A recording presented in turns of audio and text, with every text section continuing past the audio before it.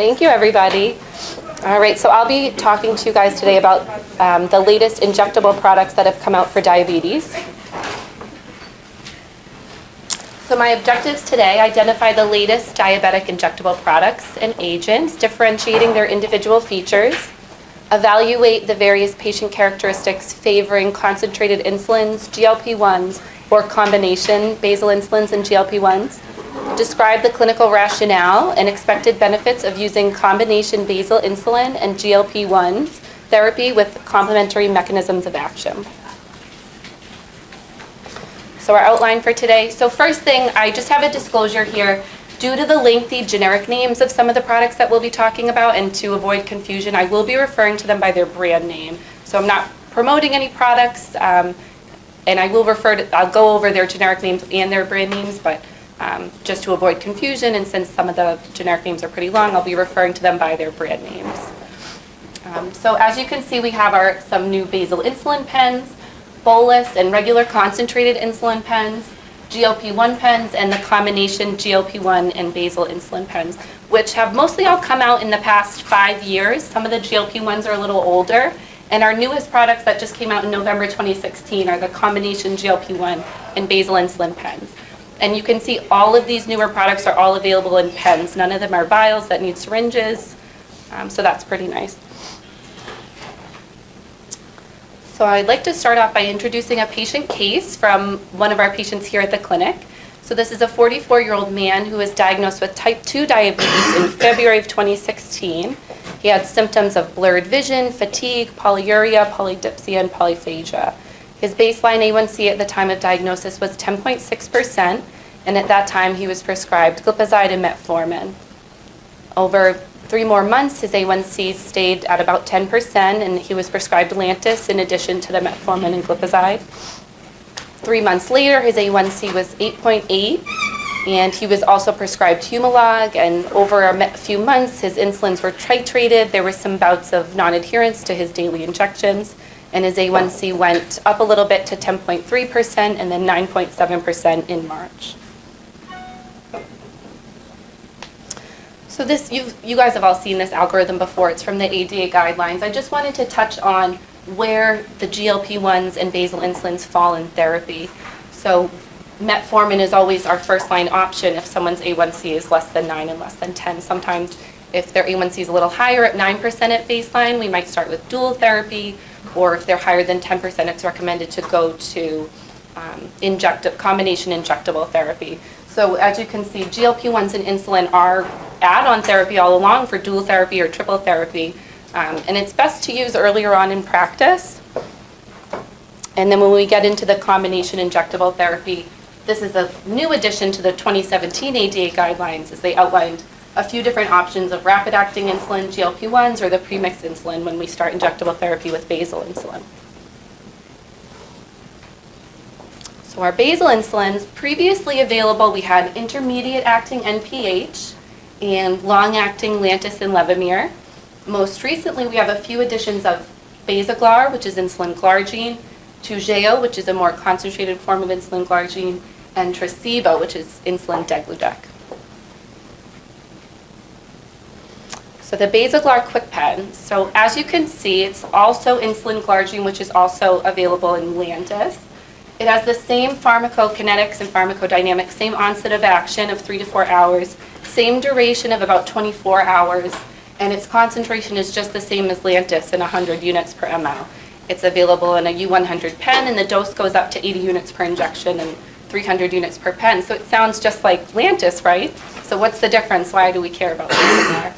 So it is biologically similar to Lantus, has the same protein sequence, same concentration and onset, like I said, though it's not interchangeable with Lantus. It's not a biosimilar per the FDA. It was approved as a follow-on product. So we might have heard of Basaglar being described as a biosimilar, but that's more of a marketing term. In order for Basaglar to be approved, it would have had to go through a separate process through the FDA to become a biosimilar, but it actually went through the new chemical entity process as a follow-on to Lantus. So it didn't have to go through additional trials to prove efficacy. It just had to do a few trials to prove safety and cited some of Lantus's trials. So that's why it's not interchangeable. It's not AB rated with Lantus, but since it went through a much quicker approval process, it's much less expensive than Lantus. So we're seeing some insurance now are preferring Basaglar and requiring a PA for Lantus. In this case, we need a new prescription, unfortunately, because they're not interchangeable. We can think of them as a biosimilar or interchangeable in quotation marks like I'm doing because they should have the same effect, they have the same features and characteristics, but unfortunately, logistically, they'll require a new prescription. Has anyone had any patients that had to get switched to Basaglar for insurance reasons? You've had Well, I one? had one patient that was on the Lantus pen, Mm-hmm. and it was no longer insurance wouldn't take it. So then I prescribed the Basaglar, but the insurance wouldn't take that either. So we had to go back to the vial. The vial. So Mm. it's not as easy. That's no fun either, yeah. So it is in a pen, so if someone is being started on insulin and their insurance doesn't care if it's Lantus or Basaglar, we probably will have to go through the Lantus because that one's only available as a vial, where Basaglar is just a pen. Mass Health right now still prefers Lantus. I wonder if that'll change in the next coming fiscal year. There's just a few insurances right now that prefer the Basaglar. So next we have Toujeo Solistar, which is also insulin glargine. Pretty much similar characteristics. The onset's a little slower at 6 hours and has the same duration of about 24 hours. So this again is insulin glargine that's in Lantus and Basaglar, but this is much more concentrated at 300 units per ml, where Lantus and Basaglar are U100. So since it's much more concentrated, there's obviously more units in each milliliter. The volume of dose that will need to be injected will be much smaller. So this leads to a slower release of insulin. It creates a smaller precipitate under the skin. So this is beneficial for patients requiring a large dose of insulin for a number of reasons. Since it's more concentrated, that means the patient's not going through as many pens as quickly. They don't have to carry around multiple pens. And there's also better absorption than in a patient injecting a large volume of Lantus or Basaglar. So there's a flatter pharmacokinetic profile with the smaller injection volume, and it has more stable dosing. So in studies where they compared U100 glargine versus the U300 glargine, around 8 days, after about 8 days of comparing the two, the U300 glargine had much less fluctuation in the concentration, and it was actually found to have duration of up to 32 hours sometimes, where the Lantus, not the U100 glargine, had about 28 hours at that time. However, when they compared the U300 versus the U100 glargines at 24 hours, there was a smaller concentration of the U300. So I wrote down here, Toujeo may take about 5 days to see the maximum effect of the tolerated dose. So it's important not to increase the dose more than every 3 to 4 days.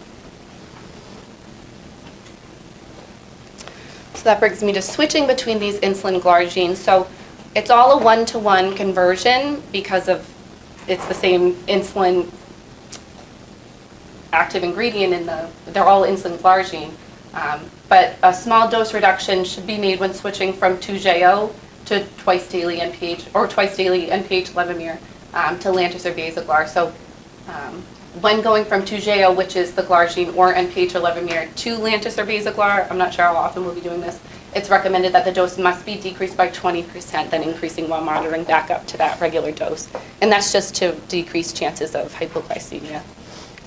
When switching from Lantus to Toujeo, a dose increase may be needed to achieve the same level of glycemic control, and I think that has to do with that slower absorption that I was just telling you guys about. All right, so here's our first new actual type of insulin, insulin Degludec. That's in the Tresiba Flex Touch. So this has much different pharmacokinetics. The onset is pretty quick at about 1 hour, and their duration can last up to 42 hours. So, and this drug reaches steady state after about 3 to 4 days. So that means that we have much more flexible dosing. So it is dosed once daily, but the flexible dosing schedule can allow the injections to be given at any time of day, as long as the doses are about 8 hours apart. There's a couple other cool features of the pen. So when the patient is dialing out the dose, the pen does not extend with the higher amount of dose they dial up. It's all within the pen. So the button stays at the very same place. So if someone has just dexterity issues, this could be a good pen for them. Another thing to note in the U200 Flex Touch, I'll get into the difference between the two pens. The doses are adjusted in 2 units.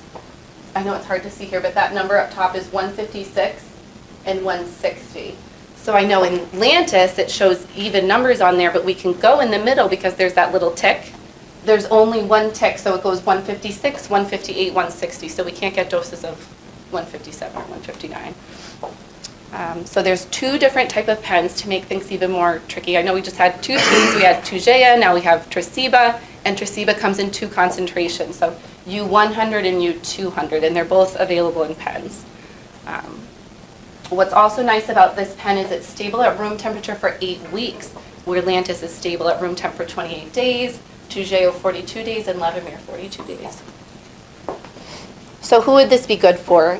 So with this flexible dosing schedule, I have this slide here to show the steady state being achieved. So maybe shift workers, people that work overnight, people with really inconsistent sleep-wake, inconsistent bedtimes. I think of our patients that are traveling internationally too with the flexible dosing schedule and with the stability at room temperature for 8 weeks. And then, like I said, patients with dexterity issues. So why do we get this flexible dosing schedule? Why does the steady state lead us to be able to inject it at any time of day? So the way it was described to me, the steady state that it reaches, is if you think of a bathroom sink, you turn on the faucet, you're filling up the sink, and you plug the bottom. But then there's that little hole at the front where when the water reaches the top, it'll leave through that little hole. So imagine the water's coming in at the same rate that it's leaving that little hole. So even if we turn off the water for a moment, it'll stay up at that same place. So think it's coming out of the body the same rate that it's going in. So like I said, we have the 2 different pens, the Tresiba U100 and the Tresiba U200. So what's the difference between the 2 pens? I got a little excited when I heard that we had 2 pens of the same insulin where one's more concentrated. I thought, if we give someone the U200, then their pens last 8 weeks, then this box will last them twice as long, right? So no, unfortunately, the U100 comes in 5 3 ml pens per box, which is what we're used to with Lantus, but the U200 only comes in 3 pens per box. So, excuse me, I calculated it out. If a patient was on about 500 units of insulin daily, the box of U100 would last them about 36 days, and the box of U200 would last them about 30 or 32 days. So the manufacturer did us a favor here and made it so that no matter what dose of insulin someone's on, these boxes will last them about a month, which is nice. So then we don't have to break any boxes of pens open and have to go through PAs for large insulin doses, which is great. So switching to Tresiba, so if someone's insulin naive, it's 1/3 or 1/2 of their total daily insulin dose that we calculate based on their body weight. For type 1 or for type 2, they recommend 10 units of insulin once daily to start. And when converting from other basal insulins, it's just a 1-to-1 conversion, which is great. Bless you. So I won't go into detail too much on these, but I just wanted to touch on them so that you know that they exist. There's just a small subset of patients that these might be good for, but these are concentrated Humulin and Humalog pens that just became available. So Humulin R U500, we all knew that that was around in the vial, the super concentrated 500 units per ml, but now it's in a pen as well. Humalog just came out with a concentrated quick pen of U200. So these are indicated for patients taking over 200 units of insulin daily. So pros and cons of concentrated basal insulins, there's a number of them. So obviously a lower volume that can have more stable absorption. All of them are available in pens, which is great. They're much easier to use than vials, much more user-friendly. Some of the trials found less weight gain in the concentrated insulins, with the exception of the U500. Sustained glucose lowering, safe when combined with other oral anti-diabetic agents. Increased adherence, we think, maybe from the pen injector, the smaller volume, and alternate dosing schedules like with the Tresiba. Cons, maybe some misidentification, inaccurate dispensing and dosing, costs, so they're all brand name, they're all available in pens, they might be more expensive or need a PA. And then use, they can't be used in the continuous subcutaneous insulin infusions. So now I'll get into the GLP-1 receptor agonists and the combination pens with basal insulin. Before I do that, I just wanted to review quickly GLP-1s in general and the ones we have available. So GLP-1 receptor agonists are also known as incretin mimetics. The ones we have available right now, Byetta, which is injected twice daily. Bydureon, which is basically Byetta extended release, is injected weekly. Victoza and Adlixin are injected daily. Tanzium weekly, and Trulicity, which is injected weekly. So just recently, some additions. We have combination pens with basal insulin. Soliqua, also known as iGlarlixi, is injected daily, and it has insulin glargine, so Lantus or Basaglar, with lixisenatide. Then we have Zultolfi, which is injected daily, also known as iDeglira, which has insulin Degludec and liraglutide. So Tresiba and Victoza. So a summary on GLP-1s as a class. So all of these are indicated as adjunct to diet and exercise in patients with type 2 diabetes, and they're injectable only.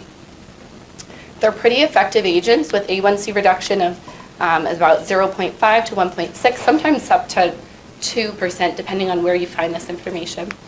Multiple mechanism of action, so increased insulin secretion with food, suppresses glucagon release, slows gastric emptying, promotes the feeling of fullness, so decreased food intake, and a pretty substantial A1C reduction with weight loss. So when I see weight loss, I think increased adherence, because if you tell a patient something will make them lose weight, then they're probably much more likely to be adherent to it.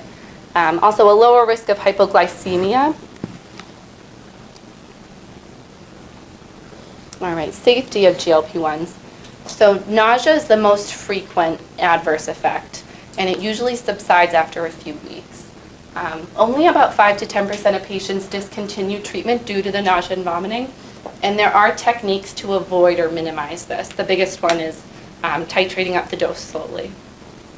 Pancreatitis, so GLP-1s have become associated with pancreatitis, but I just wanted to note that all patients with diabetes at baseline have about a 2 to 3 times increased risk of acute pancreatitis. So a causal relationship with GLP-1s has not really been established, but it's important to educate patients on these symptoms, whether they're on a GLP-1 or not. These are contraindicated if the patient has a personal or family history of medullary thyroid cancer or MEN type 2. However, this is not in the lixisenatide insert, and it's important not to use in patients with gastroparesis because of the slow gastric emptying. Mechanism of action. So I really like this circular image on the left, but I also included this image that shows where all of the diabetic agents we have available work, and it's interesting to note that the GLP-1s work at more places in the body than any of the other agents available. So they really have a nice profile of multiple mechanisms of action, since diabetes is a multiple mechanism of action disease. So the need for basal coverage and GLP-1s. So it's important to differentiate the different roles that basal insulin and other agents can play. So for example, if we had a patient that is on basal insulin injections and bolus insulin injections, that means likely up to 3 bolus insulin injections a day, 1 or 2 for bolus, for basal, depending on what type of insulin they're on. So maybe 3 to 4 to 5 injections a day. With a GLP-1, that could be as little as 1 injection a day or 1 injection a week plus their basal insulin. And if we can combine these options with basal insulin in 1 pen, that would just be 1 injection a day. So even though to a patient that has a really high A1C, that, you know, the GLP-1s may not seem like they're going to get the A1C down low enough, in my opinion, if someone is on basal bolus insulin regimen that they're not adherent to, an option that they might be more adherent to would have an even better A1C lowering effect just because of the increased adherence. Some other rationale for combining basal insulin with GLP-1s. So there's a number of complementary characteristics. The biggest one, glucose profile effect. So basal insulin primarily works on fasting glucose, like we know, where the GLP-1s, the short-acting agents, primarily lower postprandial. But some of the longer-acting agents, like the once weekly, have found to have an effect on both postprandial and fasting. Basal insulin has a lot of weight gain, where the GLP-1s have weight loss. Main adverse effect with basal insulin is hypoglycemia, where the GLP-1s have a pretty low risk of hypoglycemia. So the first agent I'll talk about, the first combination agent, is Soliqua, which is insulin glargine, or Basaglar Lantus, with lixisenatide. So this is approved for use in patients with type 2 diabetes receiving less than 60 units a day of basal insulin, or if they're already on lixisenatide. It's a combination of 100 units of insulin glargine and 33 micrograms of lixisenatide per ml. It's supplied in a package of 5 3 ml pens. And the dose is pretty simple. So if a patient's not controlled on less than 30 units of basal insulin or any dose of a GLP, lixisenatide here, it would be 15 units. If a patient's not controlled on 30 to 60 units of basal insulin, it would be 30 units. So they start at either 15 or 30 units, no less, and then the dose is titrated 2 to 4 units every week. So the doses before 15 units are blacked out. They can still be delivered, but they black out the dose to force us to not only use in a patient that's not controlled on less than 30 units of basal insulin. But they're not blacked out in between doses, so you can see the dose in between. And it's administered subcutaneous within 1 hour prior to the first meal of the day. So the maximum dose is 60 units, so the pen can deliver any dose from 15 to 60 units. Missed doses are taken at the next scheduled time.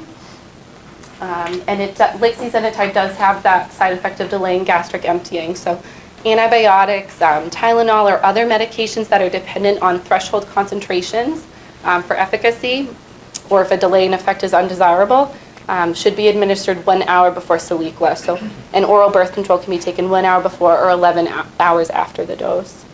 It's contraindicated during periods of hypoglycemia or if a patient's hypersensitive to either of the drugs.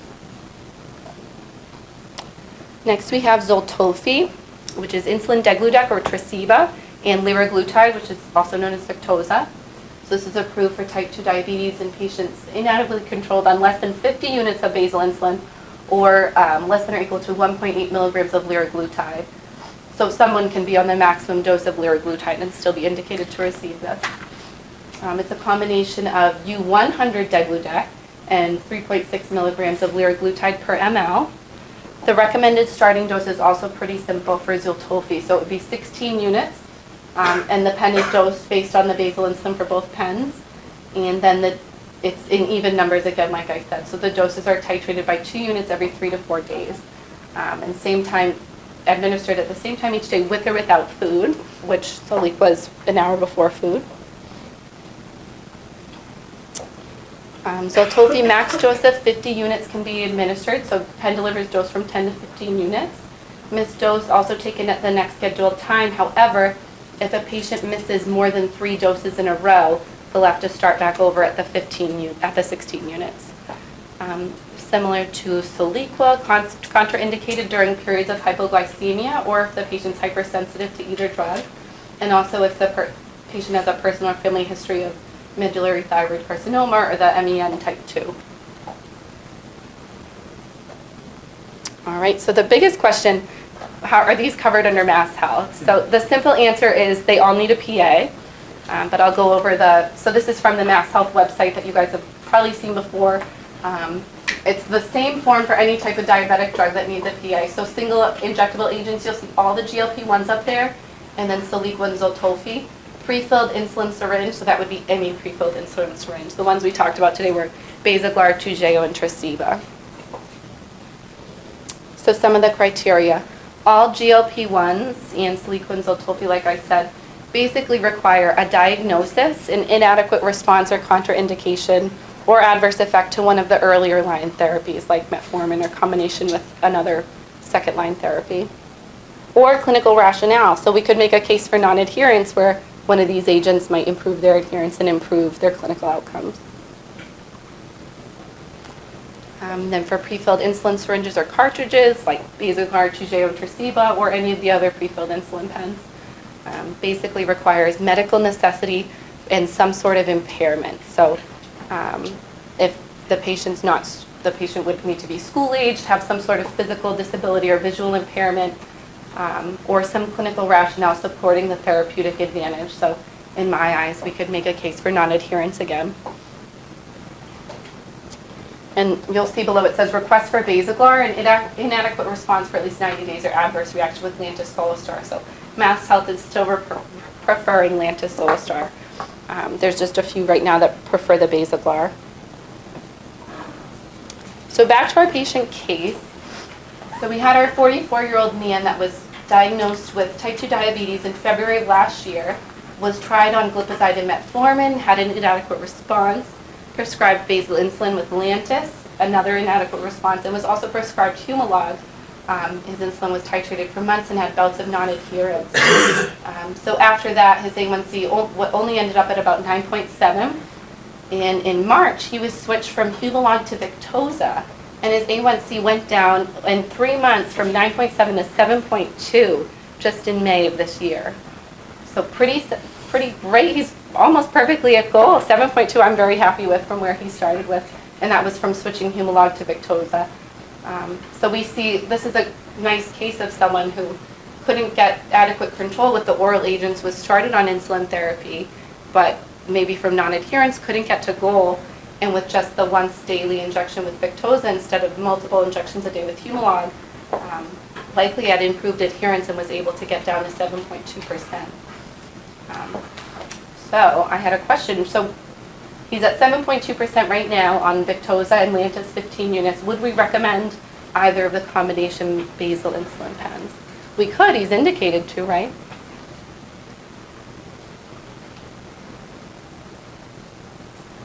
Do you guys remember what's in either one? So he's on Lantus and Victoza right now.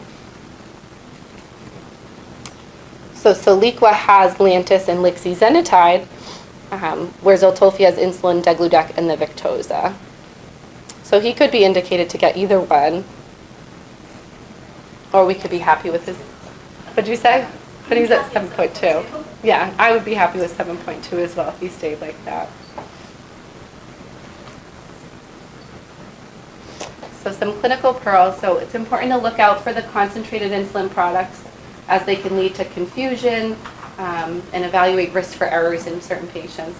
But they are beneficial in specific types of patients, like we said, especially with the flexible dosing schedule, with Tresiba, the smaller volume to inject, and they all are available as pens.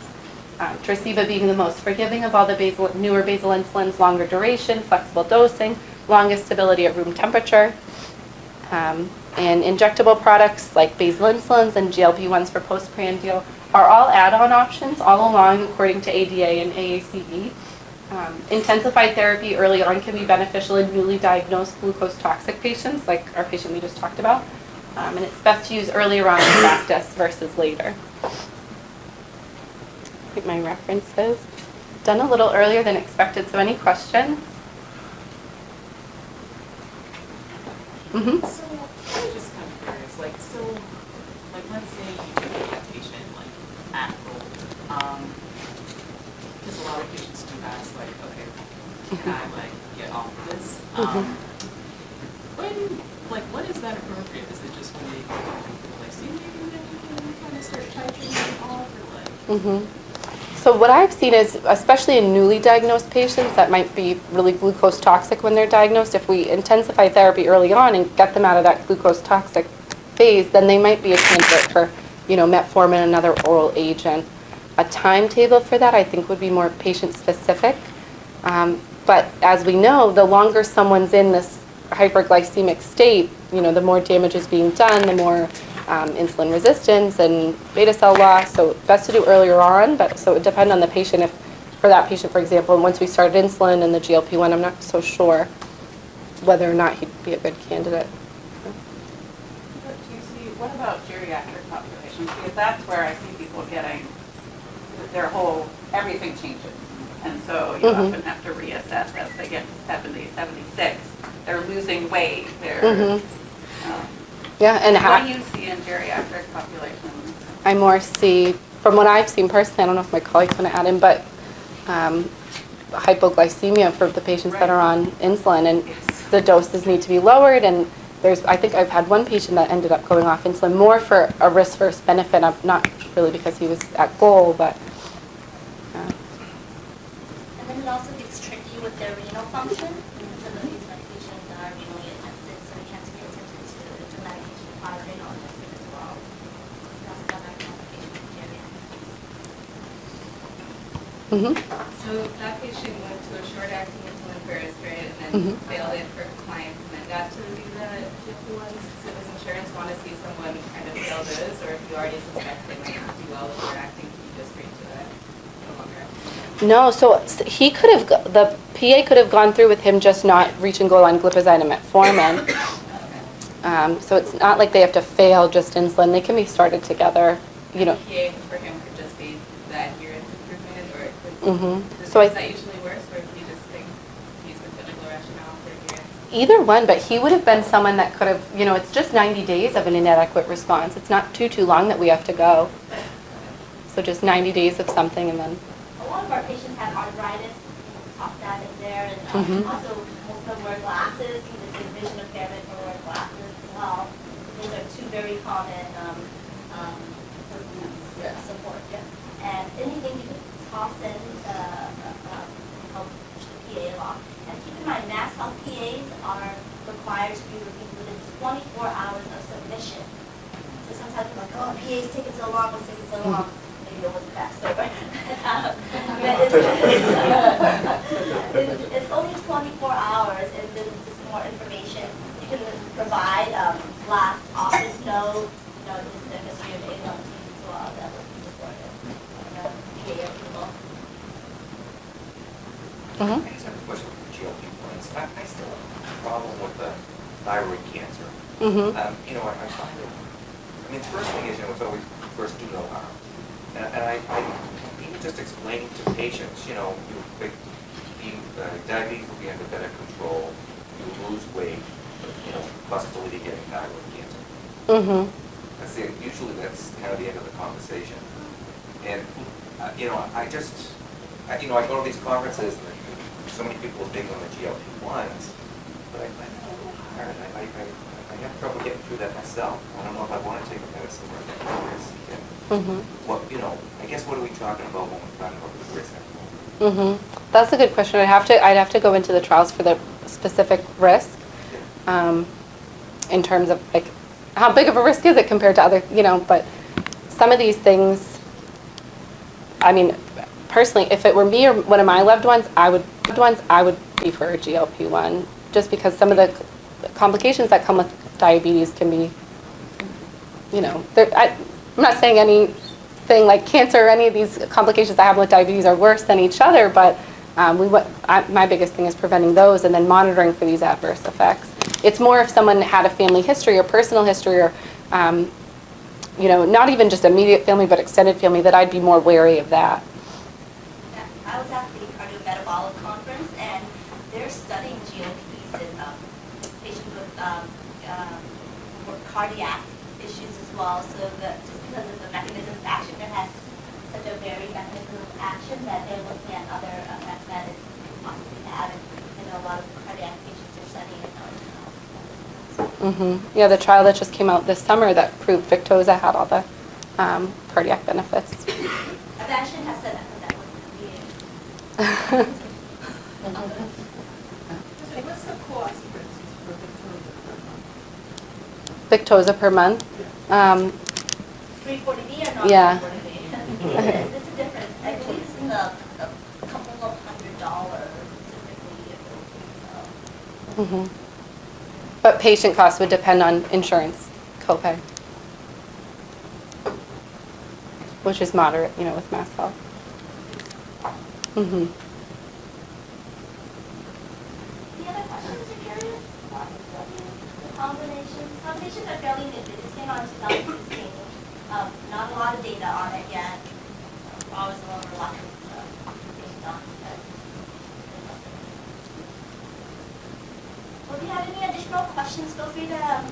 email clinical Mhm. pharmacy team at glp2.org, and we'll insert our ability to let you wrap up early and get back to the Mhm. today. But thank you all very Yeah. much for coming today.